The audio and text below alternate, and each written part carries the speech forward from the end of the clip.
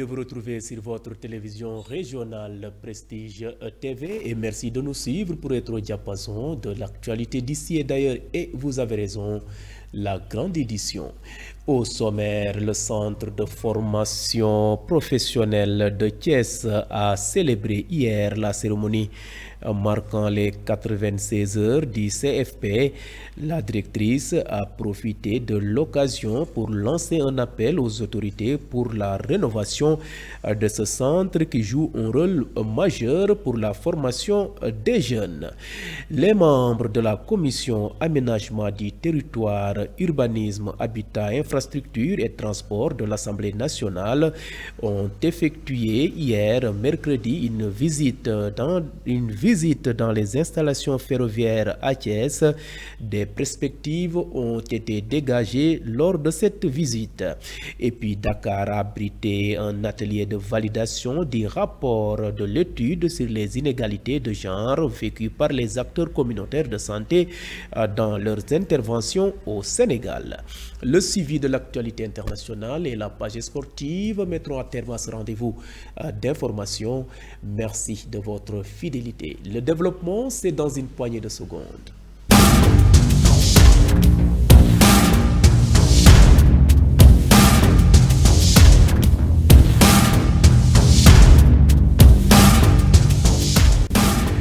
Bienvenue et démarrons ce rendez-vous d'actualité par l'éducation. La directrice du centre de formation professionnelle de Thiès, Ndeye Awa Thior, a plaidé hier mercredi pour un soutien des autorités à la structure qu'elle dirige et qui est confrontée à des vétustés de ses de ses locaux et une faible capacité d'accueil. Elle s'exprimait lors d'une cérémonie marquant les 96 heures du CFP de Thiès destinée à promouvoir la formation professionnelle. Ndeye Awa Thior, que je propose de suivre au micro de Moussa Mbaye. Les 96 heures du centre de formation professionnelle de Thiès, donc comme on a l'habitude de le faire chaque année, c'est dans le cadre de la promotion de la formation professionnelle, ouvrir les portes du CFP au public, aux partenaires, aux jeunes de la région pour faire découvrir nos offres de formation, toutes les potentialités qui se trouvent au niveau du CFP de Thiès, promouvoir surtout l'entrepreneuriat des jeunes. La formation professionnelle a toujours été une opportunité offerte aux jeunes par rapport à l'insertion socio-économique. Les centres de formation se développent de plus en plus. De nouveaux centres sont construits. Les anciens centres sont en train d'être rénovés. L'offre de formation est en train d'accroître. Donc, quand on parle de l'accroissement de l'offre de formation, donc il y a les nouveaux métiers. Il y a de nouveaux métiers qui sont implantés au niveau des différents centres de formation qui sont nouvellement créés. Quels sont ces métiers? Comme on a l'habitude de le dire, les métiers du gaz et du pétrole, les métiers de l'économie verte. Donc au niveau de l'agriculture, on sait que l'agriculture est le moteur du développement. Donc si on veut se développer, nous devons développer notre agriculture. Et sur ce volet-là, le centre de formation, depuis pratiquement sa création, développe une formation sur l'agriculture. Nous avons la filière horticulture, nous avons aussi des formations de courte durée dans les métiers de l'agriculture. On a la couture aussi, couturier modéliste, nous avons les cuisiniers, l'agent de santé communautaire et les coiffeurs. En plus les formations en courte durée dans ces différentes... À l'instant, Ndeye Awa Thior, directrice du CFP ex-CRETEF, c'était lors de la journée de l'excellence de cet centre de formation. Je vous le disais en titre, les membres de la commission aménagement du territoire, urbanisme, habitat, infrastructure et transport de l'Assemblée nationale ont effectué hier mercredi une visite des installations ferroviaires à Thiès. Cette visite leur a permis de constater de visu la situation sur le terrain afin de formuler des recommandations visant à relancer ce secteur en léthargie depuis plusieurs années.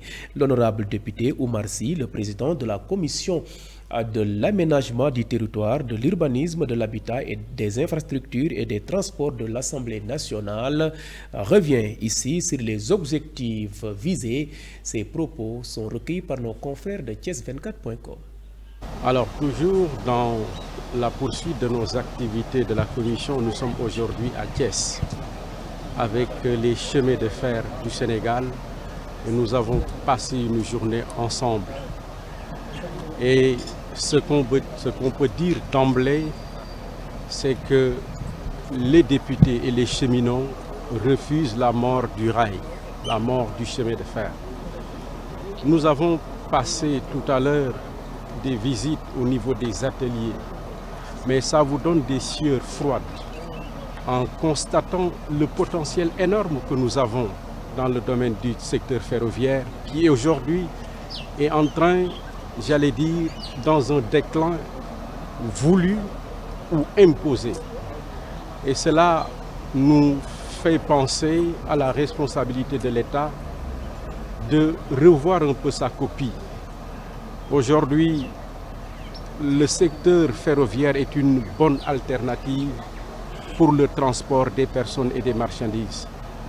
Nous l'avons dit, c'est entre 4 millions et 5 millions de tonnes de marchandises qui sortent du port de Dakar, embarquées dans des gros porteurs qui acheminent ces marchandises via le corridor.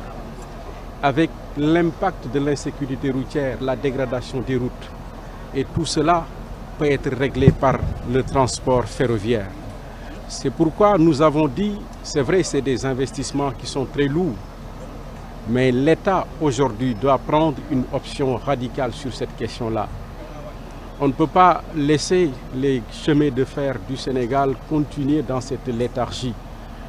Les tronçons d'infrastructures qui existent et qui sont exploitables aujourd'hui devraient attirer leur attention, mais aussi réhabiliter les voies dont on pense que, prenons l'exemple de l'axe Dakar-Tamba, où il s'agit d'un investissement supplémentaire pour permettre aux trains actuels de circuler sur des voies métriques.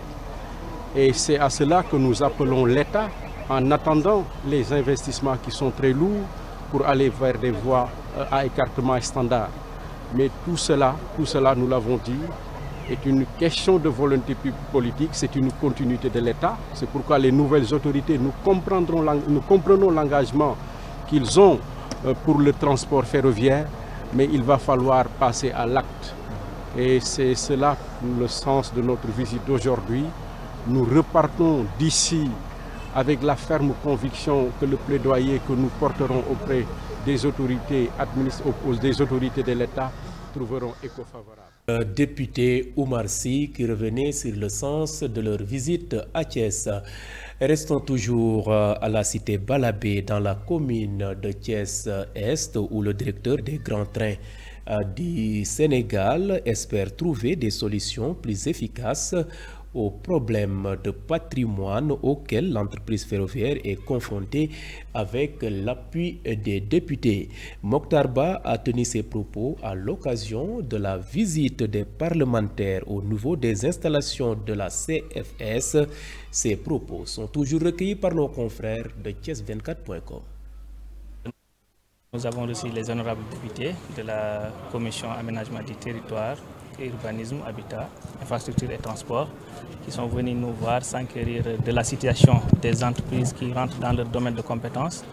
Et c'était un honneur pour nous de savoir aujourd'hui que nos élus se soucient du bon fonctionnement de l'activité, du secteur dans lequel nous exerçons.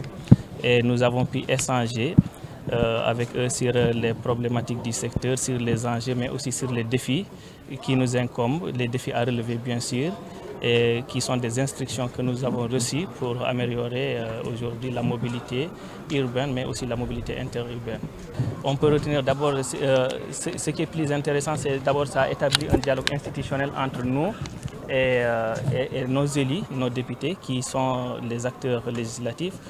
Ça permettra aussi à leur niveau de comprendre mieux les enjeux à mettre en œuvre, mais aussi comprendre les secteurs pour lesquels ils vont intervenir, parce qu'il faut un encadrement réglementaire bien sûr, et c'est là le domaine de compétences. Mais pour nous aussi, ça nous a permis de leur étaler les difficultés que nous rencontrons, mais aussi leur montrer aussi l'état du matériel, des infrastructures, mais aussi les programmes et projets que nous avons pour relancer le secteur, parce que nous sommes dans une phase de relance qui a vu aujourd'hui un projet très avancé comme à Touba-Mbakingabou pour relancer. On peut déployer l'activité de GTS vers les agglomérations où la demande existe et elle est très forte, où aussi nous avons le soutien des autorités locales. Et par conséquence aussi, nous allons mettre d'autres projets en marche entre Thiès et Tivaouane, mais aussi entre Diamniadio et Thiès pour mettre le réseau ferroviaire en activité et permettre aussi à ce secteur très important de jouer son rôle en perspective de l'ensemble des programmes qui seront connectés pour relier les grandes agglomérations du pays, notamment les pôles à venir, les pôles régionaux à venir, et ainsi permettre aussi une reprise progressive de l'activité, aussi bien de voyageurs, mais aussi de fret aussi à venir, parce que n'oubliez pas que l'activité portuaire génère énormément de trafic de marchandises à l'intérieur du pays, mais aussi en dehors du pays, comme l'exemple du Mali, qui est notre arrière-pays que nous fournissons. Donc rétablir ces infrastructures ferroviaires ou bien l'activité ferroviaire reviendrait à faire revivre ces économies, à faire revivre ces localités, mais aussi à redynamiser davantage. Et voilà, c'était donc Mokhtar Ba, directeur des grands trains du Sénégal, qui a profité de cette visite pour décliner les ambitions des grands trains du Sénégal concernant le trafic ferroviaire. Vous suivez le rendez-vous de l'actualité grâce à votre nouvelle chaîne de radio Prestige FM qui émet en modulation de fréquence sur les 95.5 FM ici à Thiès et à présent cap maintenant à Dakar où la capitale sénégalaise a abrité un atelier de validation du rapport de l'étude sur les inégalités de genre vécues par les acteurs communautaires de santé dans leurs interventions au Sénégal, une initiative de la cellule du ministère de la Santé et de l'Action sociale. Selon Dr Babacar Gueye, directeur de la planification, de la recherche et des statistiques, cette étude souligne que ces inégalités entravent sérieusement l'efficacité, la motivation et les conditions de travail des acteurs. Suivons ces propos. Malgré le rôle central que jouent ces acteurs dans la continuité des soins de proximité, des charges de travail qui sont parfois importantes et qui sont en contradiction avec la rémunération et la reconnaissance. Des stéréotypes et réticences des communautés liés au rôle traditionnel, notamment de la femme, mais ces stéréotypes concernent aussi l'ensemble des acteurs communautaires. Nous sommes tous témoins des acteurs communautaires qui, dans le cadre d'activités nécessitant des visites à domicile, qui sont parfois rejetés par des communautés. Nous avons noté une rémunération inégale, voire absente, au niveau des acteurs communautaires, surtout au niveau des cases de santé. Ces constats nous interpellent tous et nous devrons chacun, en ce qui nous concerne et au niveau que nous nous trouvons, prendre des mesures idoines pour pouvoir améliorer la condition de ces acteurs communautaires de santé qui jouent un rôle important dans l'amélioration de la santé des Sénégalaises et des Sénégalais. En effet, il ne peut y avoir de système de santé communautaire performant si les femmes et les hommes qui le portent au quotidien ne bénéficient pas d'un traitement équitable, d'un environnement de travail favorable et d'une reconnaissance à la hauteur de leur contribution. Ainsi, nous pouvons considérer que cette étude dont les résultats viennent d'être présentés cette étude est très importante pour les prochaines étapes dans le cadre de l'implication ou de l'appropriation du travail des acteurs communautaires dans notre système de santé. C'est à ce titre que je voudrais, si vous le permettez et si vous en convenez, au nom du Dr Ibrahim Sy, ministre de la Santé et de l'Action sociale, prononcer la validation officielle sous réserve de prendre en compte les suggestions qui viennent d'être faites, validation du rapport de l'étude sur les inégalités de genre vécues par les acteurs communautaires de santé dans leurs interventions au Sénégal. Par contre, cette validation n'est pas une fin en soi. Elle constitue le point de départ d'un engagement collectif renforcé. Elle nous appelle à intégrer de manière systématique la dimension genre dans toutes les politiques, dans tous les programmes et dans toutes les interventions de santé communautaire.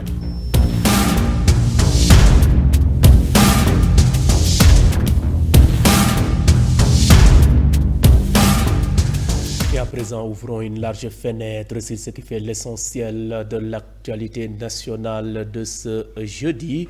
Cité Stade Léopold Sédar Senghor, les résidents soutiennent les déguerpissements et appellent les autorités à un aménagement durable des alentours, nous dit Mam Biram Sissegay.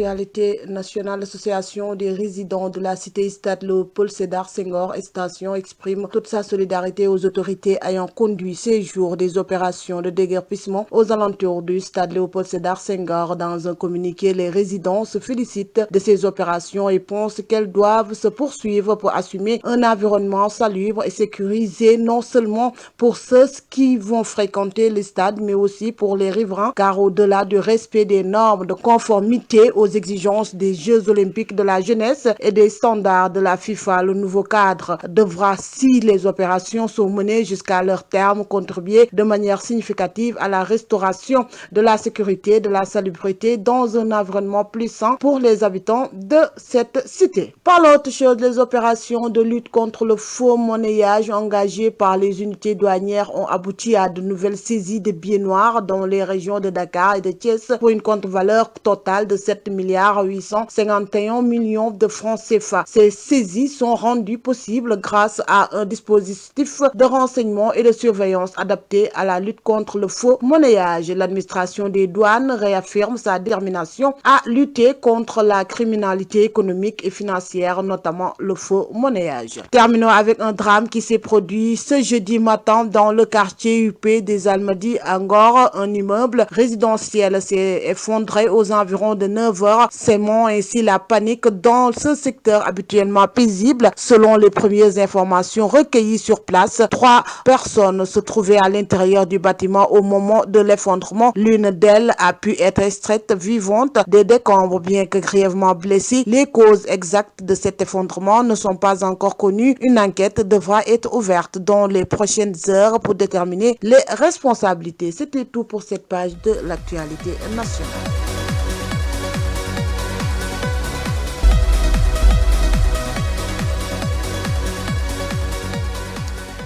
Ce jingle marque le point de départ de l'actualité internationale de ce jeudi 8 mai 2025.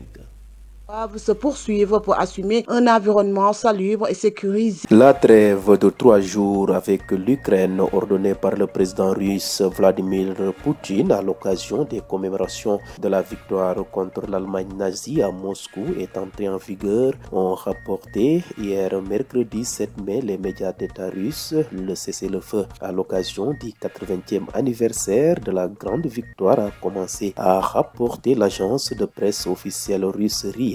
L'Ukraine, pour sa part, n'a jamais accepté cette trêve et l'a qualifiée de coup de communication, appelant plutôt un cessez-le-feu de 30 jours. Quelques heures avant l'entrée en vigueur de l'ordre de Vladimir Poutine, Moscou et Kiev ont échangé une série d'attaques aériennes entraînant la fermeture d'aéroports en Russie et faisant au moins 2 morts en Ukraine.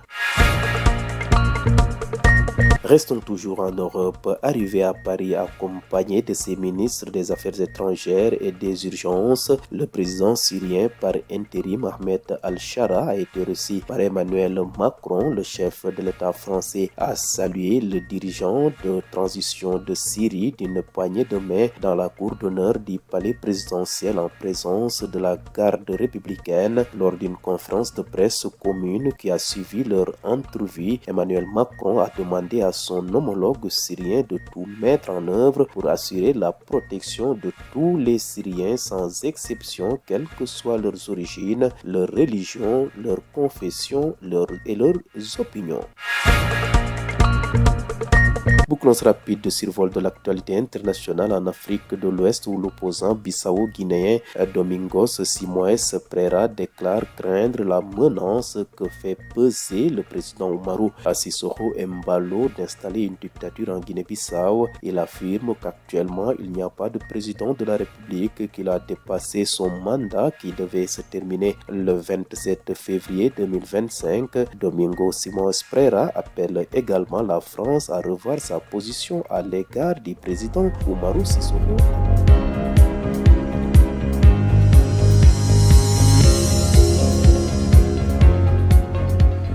Et bouclons cette édition par une note sportive. Dans un parc des Princes incandescent, le Paris Saint-Germain s'est imposé hier mercredi face à Arsenal et a retrouvé la finale de la Ligue des Champions 5 ans après sa défaite face au Bayern de Munich. Ironie du sort, c'est à Munich que les Parisiens tenteront d'arracher fin mai face à l'Inter de Milan leur première coupe aux grandes oreilles. La Biélorussie s'est qualifiée pour la demi-finale du mondial depuis choc après sa victoire contre l'Iran 4-3. Les ailes blanches affronteront le vainqueur du quart de finale entre le Sénégal et l'Italie. Terminons cette page sportive par la lutte. Le directeur technique national Khalifa Sow, avec l'approbation du président du CNG Malick Ngom, a procédé à la nomination de nouveaux entraîneurs pour les sélections nationales de lutte. Bafa Gueye est reconduit à la tête de l'équipe nationale de lutte africaine. Pour la sélection olympique masculine, Ibra Paye Sagna dit Lato est promu entraîneur principal assisté par Amadou Kati Diop. Il succède à Gilles Pascal Senghor et c'était déjà illustré lors des derniers championnats d'Afrique avec 4 médailles, 2 en argent et 2 en bronze. Chez les dames, Safietou Goudiaby devient entraîneur titulaire de l'équipe nationale olympique féminine tout en restant athlète. Elle sera secondée par Serigne Mbakendao. En beach wrestling, Abdoulaye Thiam alias Laye Ndiombor prend la tête de l'équipe avec Lato et Goudiaby comme adjoint. La direction technique nationale recommande également la nomination d'un expert technique pour accompagner les nouvelles équipes techniques. Et voilà qui termine cette édition. Vous étiez très nombreux à nous suivre à l'étranger grâce au réseau IPTV et d'autres optent pour nos différentes plateformes, à savoir le site d'information www.prestigethies.com, les pages YouTube et Facebook Live de Prestige. Et mention spéciale à nos auditeurs qui nous ont suivis grâce à cette nouvelle chaîne de radio Prestige FM qui émet en modulation de fréquence sur les 95.5 FM ici à Thiès. Et gardez la fréquence sur les 95.5 FM. Tout juste après, retrouvez Mati Keita pour le suivi de l'actualité en Wolof. Merci de votre fidélité et bonne fin de soirée.